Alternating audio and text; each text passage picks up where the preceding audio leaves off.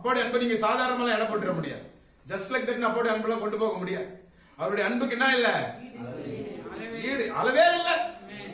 அதாவது ஸ்வீட் நல்ல ஸ்வீட் நேரம் இருக்கலாம், கொஞ்ச நேரம் ஒரு 1/2 மணி நேரம் உட்காந்து சாப்பிடலாம். எது சாப்பிடலாம்? குலோப் ஜாம் 1/4 மணி நேரம் சாப்பிடலாம். ஒரு கடத்துக்கு மேல ஆயிடும், தெகிட்டு தான் இல்ல. ஒரு கடத்துக்கு மேல நம்மளுக்கு சரீரத்துல உபாதைகள் வர ஆரம்பிச்சிடும். எல்லாமே ஒரு கட்டத்தில் என்ன ஆயிடுது, தெகிட்டிடும். தெகிட்டாத ஒரு காரியத்தை நீங்க அனுபவிக்கணும் அப்பாவுடைய அன்பு.